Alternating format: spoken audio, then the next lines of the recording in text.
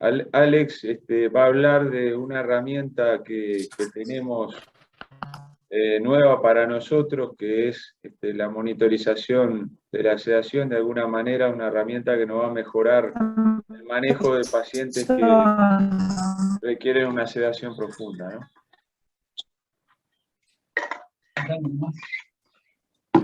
Bueno, yo soy Alexander Rauch, eso lo tenía acá, ¿no? Y hoy voy a hablar del BIS, que es el índice de biespectra, y por sus siglas en inglés se le llama BIS, y es muy útil en la monitorización de la sedación profunda del paciente. Este es más o menos el mapa que vamos a hablar hoy: definición, utilidad, cómo se valora la sedación, las indicaciones del BIS, que no es para todo paciente sedado, el equipo en sí, cómo está armado, cómo utilizarlo y cómo interpretarlo. Bueno, el índice de biespectra es un método de neuromonitoreo no invasivo. Lo que nos da son bastantes valores, pero el BIS en sí es una escala de 0 a 100 que le hace un algoritmo que nos va a dar en tiempo real la profundidad anestésica del paciente. Fue inventado hace más de 20 años, utilizado más que nada en la anestesia antes, pero cada vez más gana terreno en la medicina intensiva. Bueno, entonces es útil para medir la sedación del paciente y evitar que esté sobresedado o infrasedado. ¿Hay algún micrófono prendido? Si lo pueden apagar.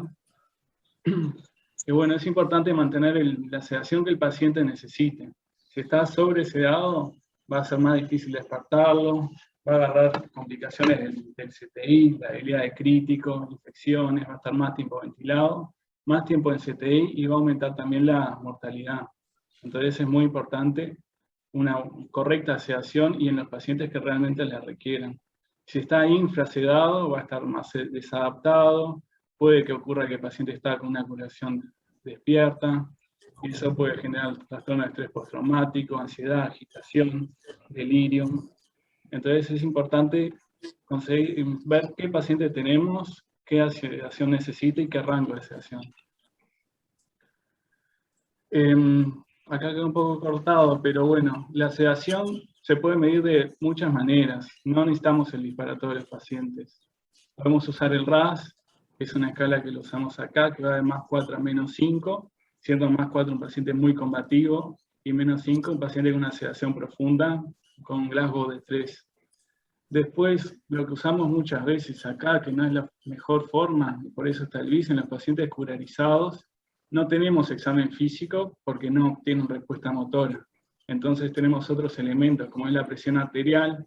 Si está hipertenso, nos puede hablar que está o con dolor, o infrasedado, curarizado despierto, o si está con bradicardia, hipotensión, puede ser que esté sobresedado, como pasa a veces cuando utilizamos propofol. Lo mismo con la frecuencia cardíaca, si está bradicárdico o taquicárdico, o cuando tenemos un paciente con curarizado y tiene respiración espontánea, de una frecuencia respiratoria más alta de la que nosotros le seteamos. Entonces esos son elementos que nos fijamos para medir la sedación del paciente. Lo bueno que tiene el BIS es que es un método objetivo.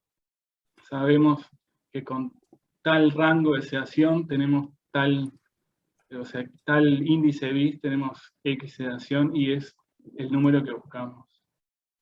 Bueno, como les decía, no está indicado el BIS en todos los pacientes. El paciente que no necesite sedación obviamente no lo va a requerir, y si tenemos un paciente con una sedación leve, lo podemos seguir con el examen físico. Pero si un paciente con bloqueantes neuromusculares, cuando perdemos todo lo que es el examen físico, el RAS no lo podemos valorar, y los elementos como la taquicardia e hipertensión no son tan fieles, porque hay múltiples causas para esos signos clínicos, es muy útil el BIS.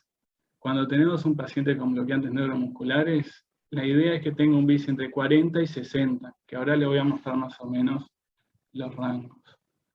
Y el BIS es un aparato que está compuesto por tres cosas. En realidad, el monitor en sí, donde va conectado este cable, y va la vincha.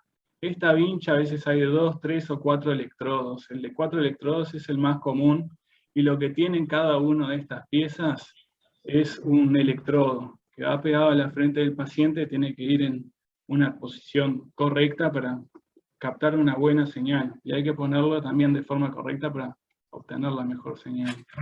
Entonces, ¿cómo utilizarlo?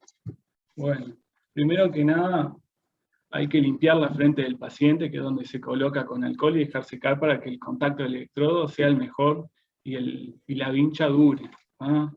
Entonces, puede ir hacia la derecha o hacia la izquierda, es indiferente. Y van a ver que en la vincha hay números de 1 al 4 que no están en orden, pero la 1 va a tener que ir siempre en la línea media, a 5 centímetros por arriba de la nariz del paciente. Después, el resto va en diagonal hacia abajo, quedando el tercer electrodo, que es el número 4, 1 centímetro por arriba de la ceja, y el tercero va a quedar en el ángulo externo del ojo del otro lado, ¿ah? Y la raíz del pelo. Idealmente hay que evitar la arteria temporal porque puede producir artefactos, ¿no? Y otra cosa, esta vincha es para un paciente solo y de un solo uso. Una vez que se despega, ya pierde mucho valor y la señal va a ser errática, ¿ah? Entonces se limpia la frente, se coloca en la posición correcta y se presiona el electrodo 5 a 10 segundos para que quede bien fijado. Bueno, los valores van a ir de 0 al 100. Quedó medio mal acá, pero bueno. De 0 a 100. 0 es un paciente sin actividad electroencefalográfica y 100 va a ser un paciente bien despierto. ¿Ah? Abajo de 90 ya va a ser un paciente despierto, pero con alteraciones de la memoria, y ahí vamos a ir bajando en la sedación. Como les decía, lo vamos a usar en los pacientes que requieran sedación profunda y que estén con bloqueantes neuromusculares. Eso van a estar entre 40 y 60. Por debajo de eso, disminuimos tanto la actividad del electroencéfalo que es perjudicial para el paciente. Puede tener más delirium después, va a estar con medicación que no necesita además. Y bueno, este es un ejemplo de una anestesia que, bueno, no es lo que hacemos nosotros, pero tenemos a la izquierda un paciente que está despierto, se le hace la inducción anestésica, baja el BIS de 100 a 40, 50, y después se mantiene con medicación de infusión continua, y vemos que ante estímulo el BIS puede subir. El BIS, ahora lo vamos a ver, pero las drogas que afectan el BIS son más que nada los hipnóticos. Lo que usamos acá, propofol, benzodiazepinas, todo eso desciende en el BIS. Pero si el paciente está siendo estimulado, tiene dolor, los opiáceos también puede descender el BIS, pero es porque disminuye la respuesta del paciente, no porque afecte el BIS en sí. Después, una vez que se suspenden las drogas, el BIS sube a lo que es el estado de conciencia normal del paciente. Acá no se ve muy bien, está un poco oscuro, pero les cuento un poco. El BIS no va a dar más que solo el número de 0 a 100. No va a dar el BIS, no va a dar la calidad de la señal, para ver cuánto le creemos al BIS en sí. No va a dar un electromiograma que también detecta los movimientos a nivel frontal del paciente para correlacionarlos con el BIS. Y también va a dar una línea de los últimos 15 minutos y de la última hora para ver cómo está y cómo estuvo el nivel de conciencia del paciente en el último tiempo. Entonces, ¿qué afecta al BIS? Hay que siempre interpretarlo con el paciente entero. Las drogas, como les expliqué, va a ser más que nada el propofol, las benzodiazepinas, Precedex también disminuye el BIS, y acá que no usamos el isoflurane. Después hay otras drogas como la ketamina que nos va a dar valores que no son del todo creíbles, ¿ah? Y después la respuesta de los opiáceos que le decía que depende más que nada cuánto es estimulado el paciente. Después el sueño del paciente, el ciclo, sueño-vigilia, también altera el BIS.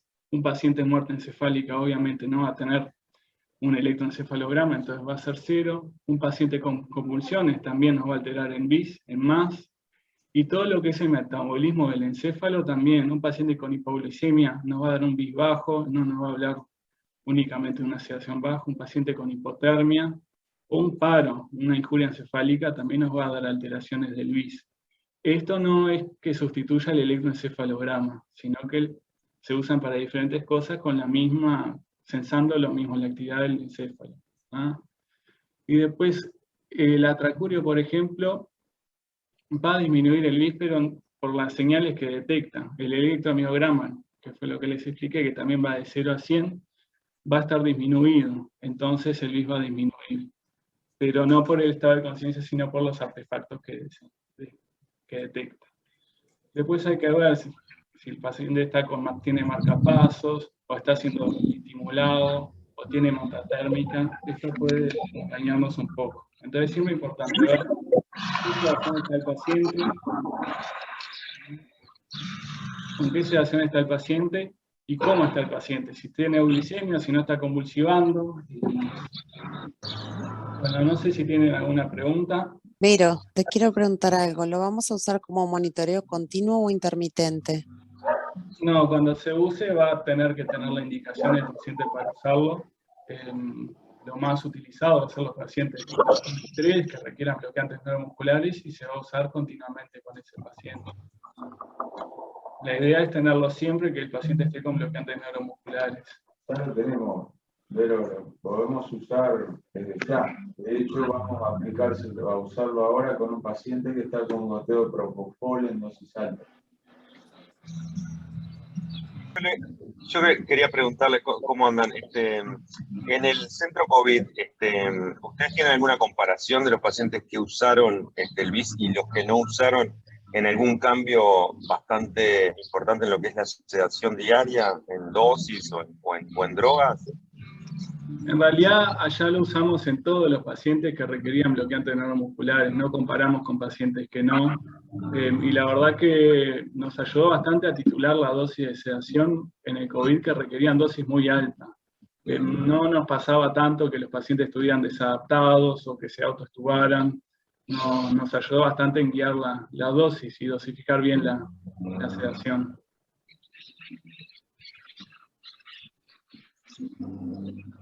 Bien, gracias.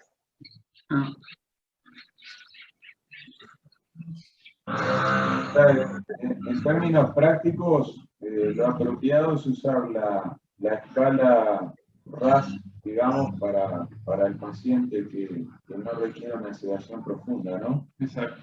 Y la escala BIS con este monitor para pacientes con sedación profunda y ocularizado. Eso sería un poco el título práctico, ¿ves? Bien. ¿Qué haces, Alex? ¿Qué haces cuando tenés un RAS por fuera un BIS de más de 60 o menos de 60? Bueno, hay que titular la sedación y hay que ver también la situación clínica del paciente. Si está por arriba, obviamente hay que subir la sedación. Hay que ver si el paciente se está moviendo, capaz requiere algún bolo, pero si no se puede subir progresivamente la dosis. Lo mismo es si está por abajo. Si está con 20 de BIS, el paciente está sobresedado y hay que disminuir un cuarto de la sedación según cómo esté y ver la respuesta. Lo bueno que tiene esto que es un monitoreo constante, entonces se puede comparar todo el tiempo con la sedación y titularla. Normalmente, durante el día, el paciente se mantiene en un rango de BIS adecuado, no oscila mucho. Sí, cuando uno lo estimula puede que suba, pero el paciente después quieto, tranquilo, el BIS se mantiene y no suele escaparse del rango.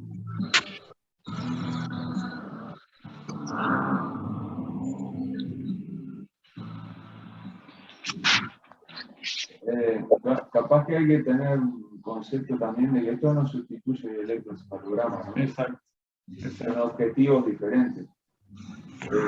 Tecnológicamente usa señales de las que vendrían a un electroencefalograma para hacer la señal espectral, digamos, ¿no? Pero sería solo una derivación y no Exacto. nos valora toda la actividad del encéfalo. Sí va a estar alterada en una muerte encefálica, que hacemos diagnóstico por electroencéfalo, o una convulsión, pero no lo sustituye. Igual, vale aclarar que nosotros no hacemos en Uruguay diagnóstico de muerte encefálica por electroencefalograma. No. O sea que no, es otro tema.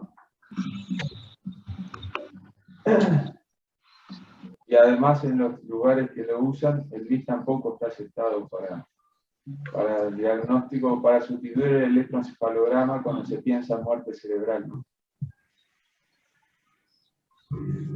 La otra pregunta, el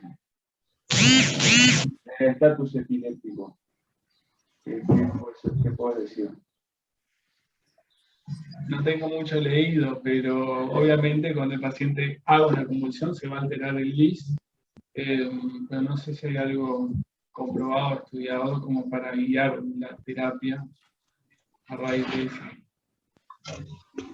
Capaz sería útil en un estado epiléptico no convulsivo que podamos, en tiempo real, de no disponer de un electroencefalograma a 24 horas de comenzar el tratamiento. Yo no tengo experiencia, pero capaz que hay alguno de los que estamos conectados que tenga experiencia. Lo que leí que no sustituye el electro, como recién dijimos, pero lo que nos puede ayudar a detectar incluso descargas en un paciente que tenga un estatus epiléptico no convulsivo. O sea que, de alguna manera, el estatus epiléptico que empezaste a manejarlo necesariamente por protocolo con una sedación profunda, el BIS va a tener una doble utilidad, digamos, ¿no? Porque va a detectar actividad que no sea clínicamente evidente. Puede llegar a ser útil en ese sentido. Igual le vamos a pedir un electroencefalograma como hacemos ahora, que sabemos que va a ser un estudio de unos minutos, de 15 a 30 minutos, y es como el electrocardiograma en las arritmias, ¿no? Donde no tenemos un registro continuo con la tira de eléctrica. Esto es lo mismo.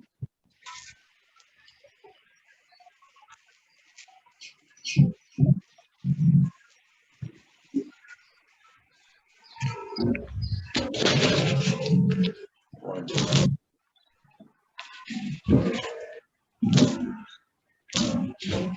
Ana Canale, ¿levantaste la mano? Sí, Pi. Dale, Ana.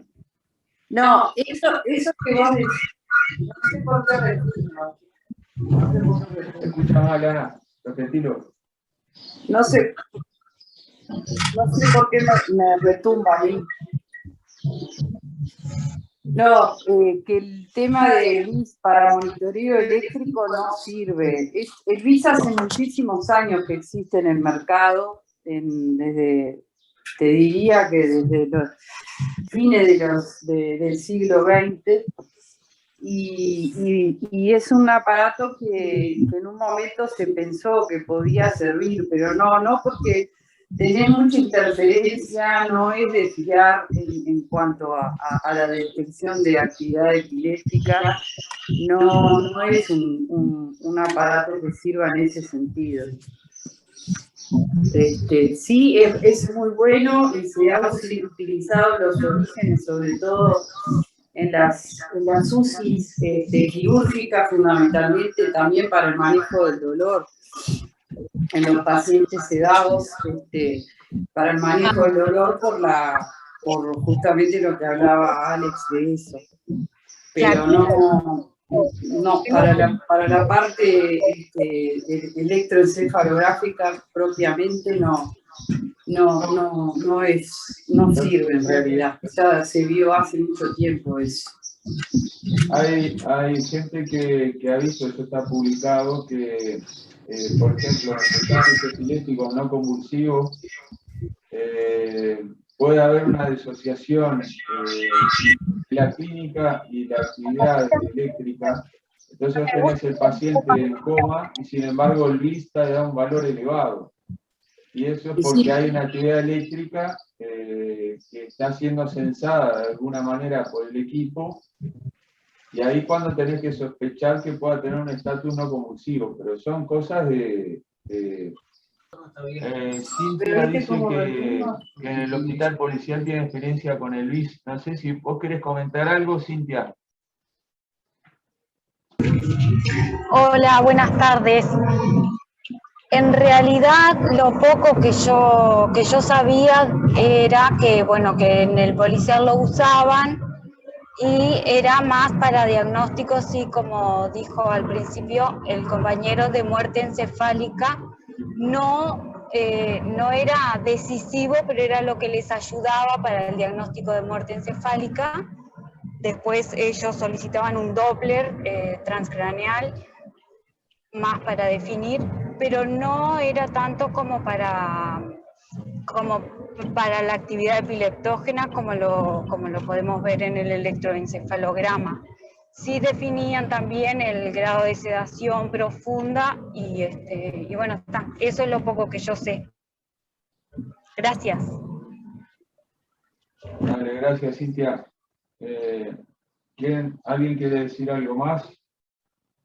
La idea de esto era tener un primer acercamiento a la herramienta y después, como todas las cosas, se aprende haciendo, ¿no? O sea, lo tenemos que usar, el monitor está disponible, está en el cuartito donde trabaja Andrés, y es pedírselo a él y lo conectamos a un paciente y lo empezamos a usar. Creo que va a ser la forma entre el uso y la lectura de que realmente aprendamos a usarlo, desde las indicaciones a la interpretación clínica de la información, que como todo monitoreo, es un número que lo tenemos que integrar al paciente, ¿no? A la historia del paciente.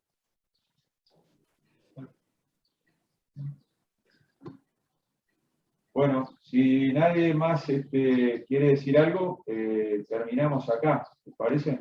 A ver, dos levantaron la mano. Ah, bueno, dale. ¿Quién levantó la mano? Yo, Patricia. Sí, Dale. ya está. Hola, ¿qué tal? Hola, ¿me escuchan? Sí, Sí, se escucha, perfecto. dale. Ah, disculpe porque recién me pude conectar. No pude escuchar la charla completa por dificultad en la conexión, pero bueno, quería simplemente darle las gracias por la charla. Y bueno, sí, simplemente quería remarcar la importancia de utilizar este equipo. Fundamentalmente teniendo uno solo en aquellos pacientes que tienen la sedación profunda, que son pocos los que tienen indicación, como ya sabemos, pero utilizarlo sobre todo en ellos, y saber que mientras tanto no podamos utilizarlos en los demás pacientes, siempre tratar de monitorizar la sedación con la escala de RASS, ¿verdad? Y mantener nuestros objetivos de sedación día a día y charlarlos todos los días y bueno, en el pase de visita, marcar qué objetivos de sedación tenemos para el paciente en ese día. Y obviamente que aprender a utilizar el BIS, que no lo hemos utilizado, por lo menos lo que trabajamos solamente ahí en el Pasteur, para monitorizar la sedación profunda y para evitar la sobresedación y todo lo que ello conlleva, ¿no? No sé si me escucharon o... Sí, perfecto. se escuchó perfecto, Pata. Totalmente de acuerdo. No todos los que estén sedados lo necesitan el BIS. Y en aquellos que no tengan BIS hay que usar el RAS. Claro, sobre todo eso, porque digo, en realidad sería importante tenerlo para aquellos pacientes que tengan indicación profunda indicada, ¿verdad? Bueno, no sé si le dijeron Julio y Alex, que son los a lo que escucho, la importancia también de utilizar también el TOF, el monitor de bloqueo neuromuscular, asociado al BIS en los pacientes con sedación profunda, ¿verdad? También eso es una cosa que tenemos que ir incorporando de a poco. Sí, del TOF en realidad no hablamos únicamente del BIS, pero sí, lo ideal sería un paciente con sedación profunda y bloqueantes neuromusculares, tener los dos monitoreos para tener un score objetivo de cómo está el paciente, tanto en la sedación como en los bloqueantes. Perfecto. Perfecto. Bueno, muchas gracias. No sé si hay alguien más que quiera... Yo creo que una de las consecuencias más importantes, de más impacto práctico de usar el BIS, es que tenemos que evitar que los pacientes tengan un BIS menor de 40, porque eso habla de sobresedación que le hace daño al paciente y genera un gasto innecesario en los insumos que se le están aportando, ¿no? Y eso va a prolongar la ventilación mecánica y, bueno, todos los efectos secundarios que ya sabemos que no lo vamos a extender ahora porque no es el objetivo de esta reunión. Pero el tema de la sobresedación es un tema que lo vemos todos los días cuando no monitorizamos la sedación. Sí, eso, Julio, es lo que, bueno, estamos tratando de trabajar día a día. Vemos pacientes sobresedados y bueno, y también no tenemos las herramientas para medirlo, pero bueno, como lo que acabo de decir, tratar de evaluar el RAS del paciente, si bien no es obviamente lo mismo que el BIS, con un paciente con un RAS de -5 puede no estar bien sedado, por eso hay que utilizar el BIS, pero digo, tener siempre el objetivo de plantearnos si la sedación es correcta, si hay que bajar el porcentaje de sedación horaria, a qué apuntamos, y bueno, porque la sobresedación da todas las complicaciones que ya sabemos, y además produce, bueno, obviamente, como sabemos, el delirio y el deterioro cognitivo posterior en el paciente, ¿no? O sea que es una cosa que es esencial que aprendemos, que lo aprendamos a usar en forma rutinaria lo más pronto que podamos. Bueno, pero ahora la herramienta la tenemos. Por ahora tenemos uno solo, pero es un comienzo. Tampoco es que tenemos 10 pacientes con sedación profunda todos los días, ¿no? Entonces, bueno, No. Seleccionemos el paciente y hay que usar el monitor porque lo tenemos. Ahí está, una de las cosas que podemos hacer en la reunión clínica en la mañana es determinar qué paciente, porque no hay más de 2 o 3 que tengan indicación de sedación profunda ese día, ¿verdad? Exacto. Porque ahora que no tenemos COVID, son pocos los pacientes que requieren una sedación profunda. O sea que podemos hacer un pase rápido de visita ahí con la lista con el parte nomás y decir tal paciente tiene que estar en sedación profunda y el resto no. Una cosa, digo, que se me ocurrió ahora como para pensar ahí en el día a día, ¿no? Sí, está bien, pero, ir implementándolo de a poco. Sí, sí. Una consulta, Raúl. ¿Cuántas veces al día es necesario monitorizar con el BIS para conocer? O sea, ¿con una sola vez al día basta o todo va a depender de la evolución o cómo vean al paciente? No, este es un neuromonitoreo continuo. Queda el paciente las 24 horas con el monitoreo mientras esté con la indicación de sedación profunda o bloqueantes neuromusculares. Y ese número se va monitorizando todo el tiempo y viendo si escapa del rango que queremos para optimizar la sedación. Queda puesto todo el día, porque viste que durante las 24 horas el paciente oscila. A veces se despierta, a veces está muy dormido, entonces hay que siempre fijarse el BIS todo el tiempo.